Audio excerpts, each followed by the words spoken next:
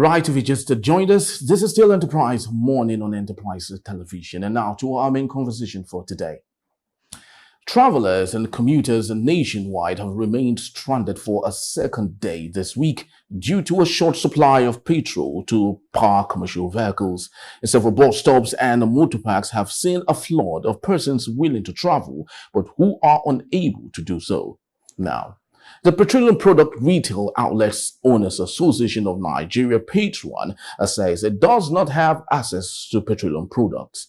Queues have already resurfaced in fuel stations amid petrol scarcity, which led to an increase in transport cost.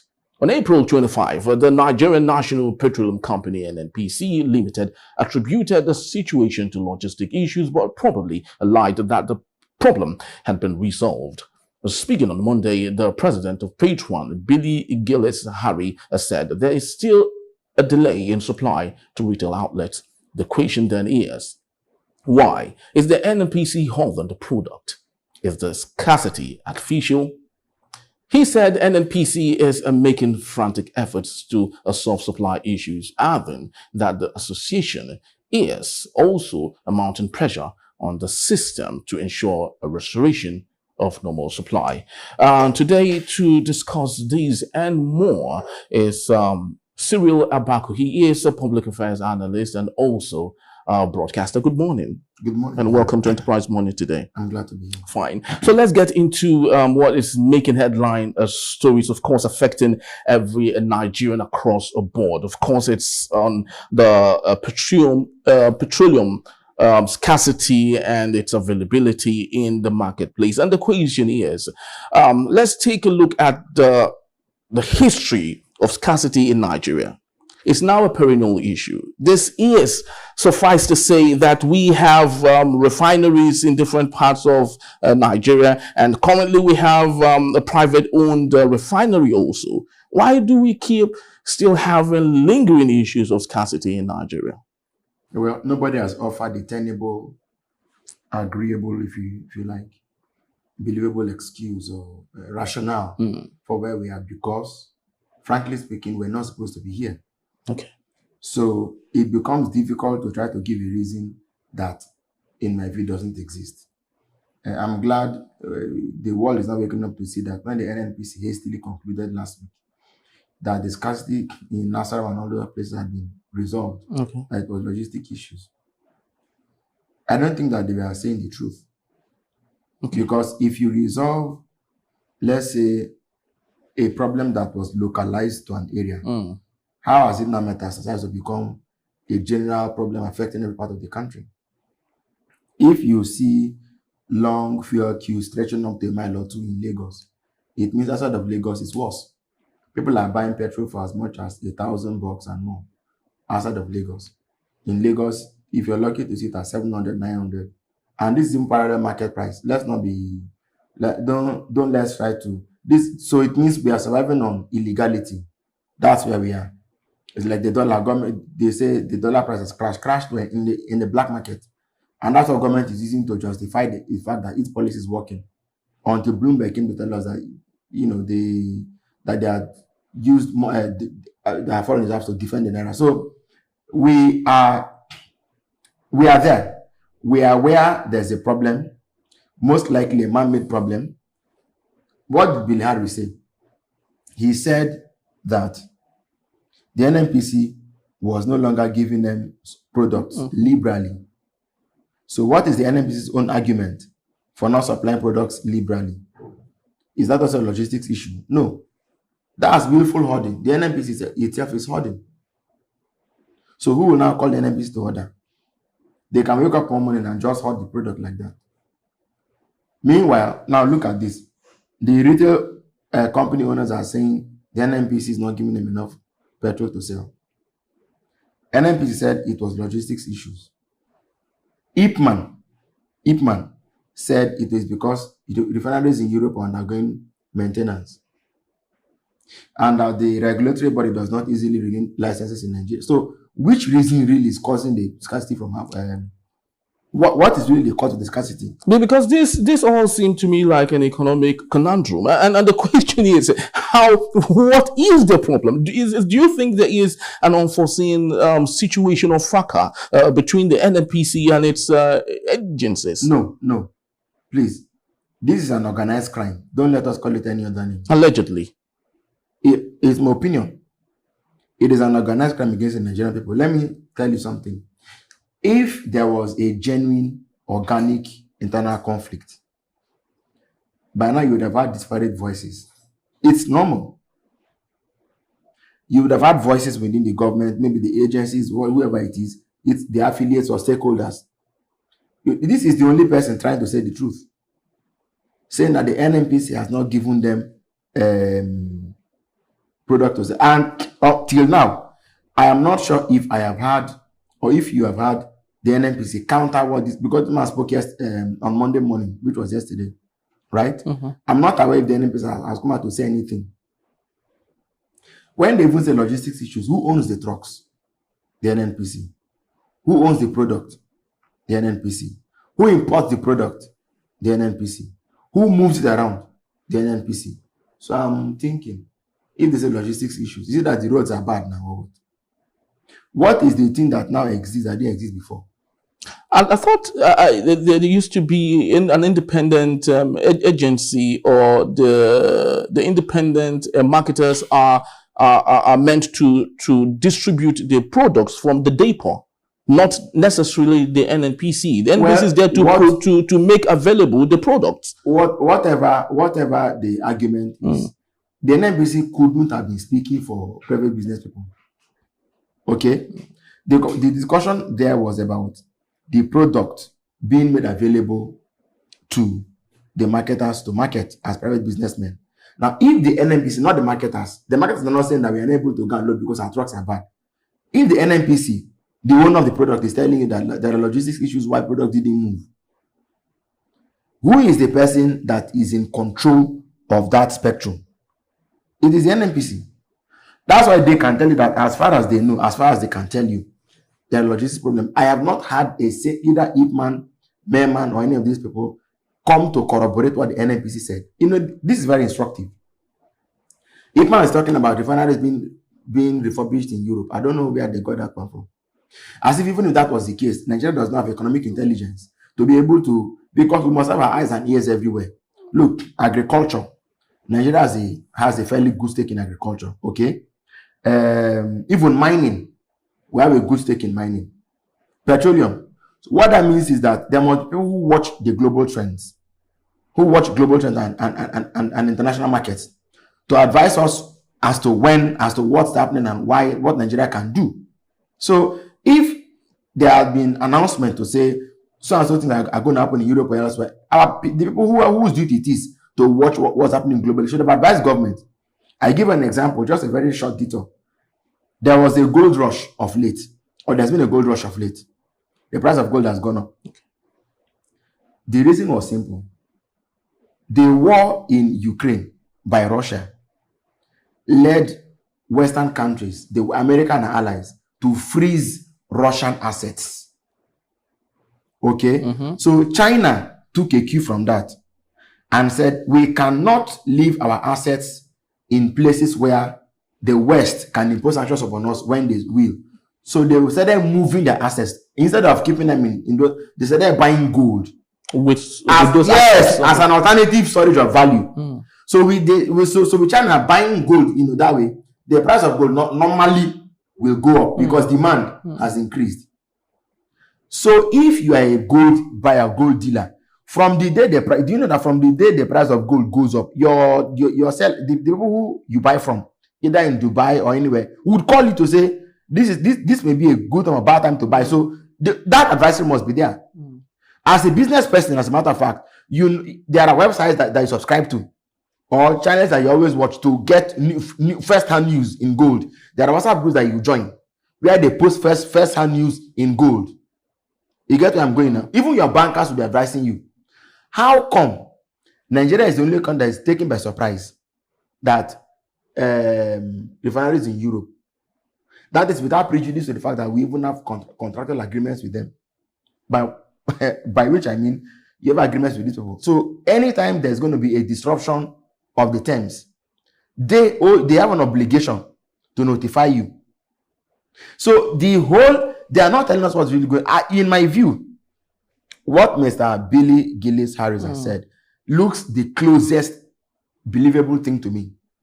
That the NNPC has not been supplying them sufficient product to load.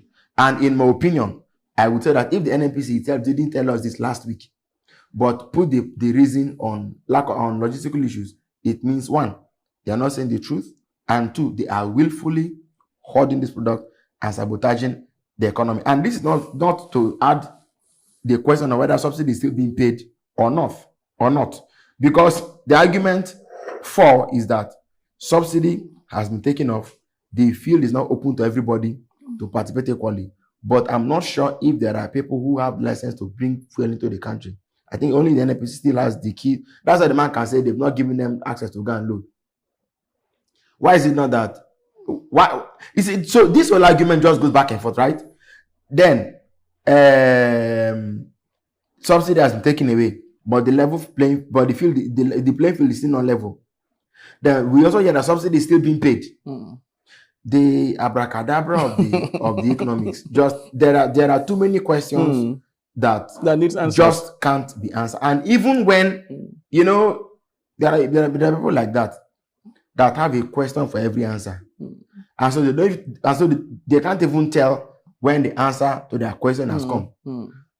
For every answer that you give, they will invent a new question to attempt to countermand it. All right, so it's unfortunate. Yes. So looking at believable opinions, like you did say, I would love you to run through looking at the antecedents of the NNPC, and you talked about the NNPC possibly or allegedly, sabotaging the economy of Nigeria, which of course NNPC itself is the highest donor of what we make and how we spend what we have. Now, why do you think the NNPC would love to go to that mile of killing a child that it knows it feeds, which of course the child is Nigeria? Well, this question is may lead us to a very deep answer. The problem really being that the NNPC is supposed to feed the child. But whether the NNPC realizes that and feels a commitment, may I just draw this analogy into it? I'm so sorry, but I have to go there. You can tell mothers love their children. You can't teach them that. Very true. They will nurse, they will, cherish, they will. But we've also seen cases where some wayward people will have a baby and dump it at the trash site and leave it there. We've seen that happen, haven't we? We have, or at least we've heard it in the news. It's the human. So to think that because the NNPC is there to feed the baby, that it will automatically. What we are seeing today now, what are we seeing? The NNPC is absent in the conversation. In fact, the nation's own, because you can't, now they want us to believe that they're no longer a regulator, but they are. The nation's the apex body in the sector does not have answers, which means that this matter can happen again next year, can happen again in the upper year, can just keep on happening, and there will be no answers whatsoever. What you hear is that they block. I think the other day the Minister of State for Petroleum was explaining how they lost billions of dollars. I don't know. Maybe we will ask him. I don't know. He just said how they lost money. You don't lose money like that. You said that there will be entire wrangling, right? As if there's no umpire called Mr. President, who is the Minister of Petroleum himself. Let me just tell you this. Petrol is cast like this. And it is Ipman saying its own, NNPC saying its own, Petran saying its own, Moman saying its own. And another group is called Merman. Merman is also saying its own. Major Energy Marketers Association of Nigeria. They're also saying their own. Now, let's leave the private business, because ideally, if this had been the fault of businessmen, you would have seen government on the front foot raiding filling stations and saying you must not hold. And closing down. But they know better than to do that. Can you go to a filling station where you have long queues of vehicles and say you want to go and enforce the law? Won't they come out and beat you? What are you enforcing when you are the one who is not supplying them? When a lot of institutions are short. So where we are now is, but again, then in government, NNPC, no head has rolled. Nobody has called for anybody's sack. The president has not issued any, which means that everything happening satisfies the boss. Really? No, but how else do you want me to? Fuel is scarce, right? What is the reason why fuel is scarce? The NNPC is not giving us a tenable answer. Now, which brings me to my Why? next question. So Yes, which actually brings me to my next question, because you did mention, and I think it's very important that we make that open here. The influence of the president in all of this, and you talked about it's possible this is to the gains of the boss himself, and the question is, why do you think it could possibly be to his gains, and what do you think? He might be thinking right about now. No, sorry. I didn't mean to say, or I'm not sure if I said it was to his gain. But what I said was that something like this is, what a thing like this is happening. And as president and as commander-in-chief and as head of the president of the country, he has not called anybody to order. Nobody has been sanctioned. Nobody has been fired. Nobody has been suspended. Nobody has been asked to leave. It means that what is happening sits with him. Otherwise, if the president is in Switzerland, it doesn't mean that he does not know what's going on at home. He's receiving briefs.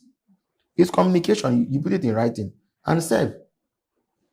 If you cannot do the job, somebody who can do the job should talk about and do the job. That's how nobody opens a company, begins an investment, and then makes it for the Christmas for everybody. It doesn't happen like that now. The Ministry of the NNPC is now owned by Ministry of, I think, Finance and Petroleum, right? Anyway, the federal government owns it basically. So it means that the CEO or MD is accountable to somebody. If you cannot do the job, you should leave. Let somebody else come and look. That's how they do this. They say, "Do you want to continue in this?" That's the typical thing in the C-suite, right? They ask you, "Do you want to continue in this role?" Because the numbers are not adding up. If they say, okay, go and take 1 more month or 1 more quarter to fix things. If you cannot, they will tell you resign. Now, if we can, yes. So if we can in Nigeria experience what we're going through now, I want you to maybe help us make sense. In other parts of the world, you see them, boasting in the fact that they have reserves that could last for 50 years. In case if there are issues. So does that mean possibly in Nigeria we don't have reserve to last us for a week in case we have adversaries, other countries may be coming to hunt us and all, and we are able to take care of ourselves? Of course, there's no issue within us and anybody, so and we're having this crisis. Yes. Yeah. So let me make a point very straight up that Nigeria has more than abundant reserves. Refined one? No. Non-refined? No. More than, you will never know the truth. That one, you will never know the truth. They said we are consuming 64 million barrels per day before. Last year, they said the figure came down to 52 million barrels per day. But Port Harcourt refinery should have been helping to cushion the impact now. It is not to be found. Warri refinery, we don't know what's going on there. Dangote. Kaduna, we don't know what's going on. Even Dangote. Dangote is not refining for Nigeria, so he's a businessman. No, it is even criminal to see a government pinning it upon a private businessman. It's funny. Despite the fact that NNPC invested in the business itself. And that for me is an argument why I may not be expecting the government-owned refineries to come to anything meaningful for Nigerians. Which means in the end, one man is going to become a monopoly, a sole possessor of the energy market, maybe within Nigeria and even on the African continent. And that would be a very grave risk, not just security risk, but a risk to humanity itself. Now, let me wrap with this thought. You will never know how much we have in terms of processed or refined, whatever it is, what they bring in, what they take out. The figures, for me, I don't believe those figures. But here's what I know. Up until last year or 2 years ago, in Bayelsa, in one community, oil was bubbling up to the surface and just destroying everything. Farmlands, people's homes, crude from the earth. We can't blame God for that. We've not done as much as we ought to do. We've not been wise. Now, what can we do? We have enough to look within ourselves. There are modular refiners that are supposed to come on stream.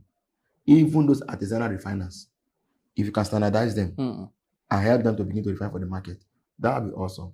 But to shut them down and to also shut down the other one of exporting and importing just shows that the Nigerian government is on a course to unleash what one cannot even call a name on TV on Nigerians. I want to believe that the government will see reason early in the day and take caution and put Nigerians first and not their pockets. Very, very true. And I think it's very sad to say, coming to work today at the long queue is so alarming, and it calls for worry. And this begs the question, if really those in authority and those who have dedicated themselves to service really do understand the economic impact and implication of what they are doing to us. Allegedly. Well, that's just about the time we have for our main conversation today. I'd love to say thank you to Cyril Abaku for being part. Thank you for the insights and helping us make sense of this big story. And also love to say thank you to you for making our time to be part of our show today. Please do well to visit our website at www.enterprisetvnews.com. Like, comment, and follow us on all our social media platforms at Enterprise TV7. On behalf of the entire team of Enterprise Television, I am Henry Igwebike. Thank you for watching. Bye-bye from us.